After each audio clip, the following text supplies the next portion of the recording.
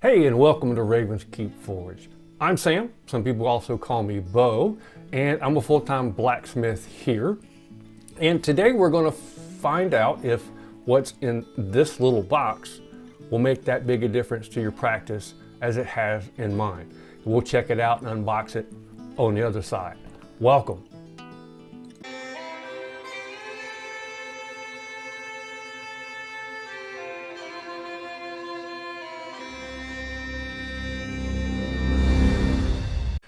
So a couple of years ago, I started making my own incense as part of a devotional practice. I'm a priest of the Morrigan, so in order to honor her, just because I wanted to use whole herbs and whole resins and not use quite so much synthetics and essential oils and that kind of thing. Not saying there's anything wrong with any of that if you do. It's just, for me in my practice, I was just trying to get as in-depth and down the rabbit hole as I could go, right?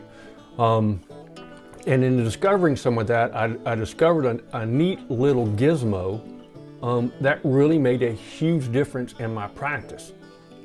So let's kind of get into it and take a look at it and see if maybe it might work for you as well, if it's made as big a difference to you as it has me. So we're going to unbox this thing here.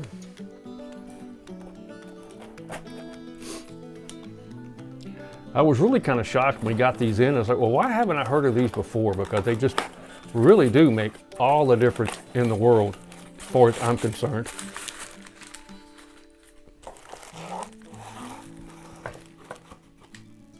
And this is I call it, I'm sure it's got a lot of different names, but I call it an incense stove.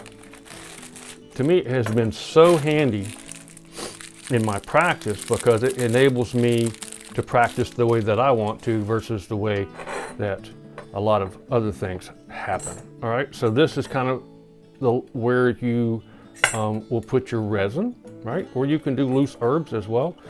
One of the things that I struggled with doing resins and loose herbs is the charcoal, right? One, it doesn't smell good to me. It takes a while to get going. See, there's your screen, fits right in there kind of nicely. Here's the game changer, tea light. Fits in there nice and snug here at the bottom, right? So the thing that I like about this versus using it for charcoal is that I can turn it on when I want to by lighting the light, and then I can blow it out and I'm done. I don't have a charcoal disc that takes a while to get loaded up. It burns a lot of my resin or my herbs. And, you get that burnt smell and it smokes. Here you can kind of adjust the height, right? As far as how much scent that you want. For me personally, this is a nice little screen, but I put a piece of aluminum foil over this. To me, it's just easier to clean, right? And then some of the resins they get kind of gummy and liquidy and they'll just run down. So I think it also kind of makes less of a mess. I mean, no reason not to be a little, easy with it. But so I can put whatever resins I want. I've also found that with making my own resins and resin mixtures, I can use them a little bit smaller, a little bit more powdered, so I actually get a better scent.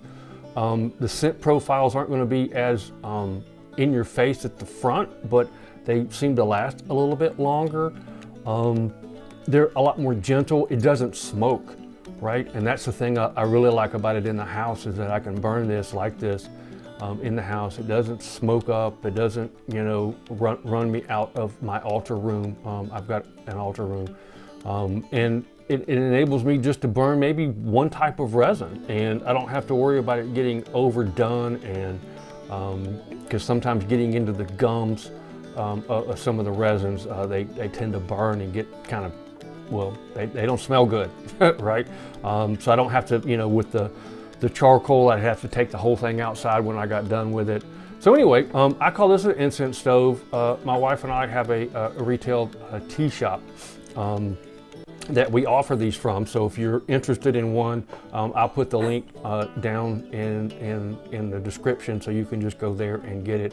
I don't sell these through Ravens Keep Forage. the blacksmith, but I do sell them through. They are sold through the tea shop. So it's thegroveteas.com, and I'll once again I'll put a link down there. But as we go through more and more of the descriptions, and I'll go through some of the incenses that I've made and why I use what I use. And over the last couple of years, I've learned so much, because as most things, they aren't what they seem. And a lot of times you're not buying what you think you're getting. And a lot of things are being harvested in very unsustainable ways. And I've really been eye-opening through my study of learning how to make incense. Both as cones that I do have on the website, and loose that I'll also have there as well. And so, yeah, I hope this little gizmo, will make a difference in your practice as much as it has mine. It really has been great in my devotional morning meditations to have a little bit of this going as I sit with and start my day. So hopefully it'll help you as much as it helped me. Thanks a lot, and we'll see you next time.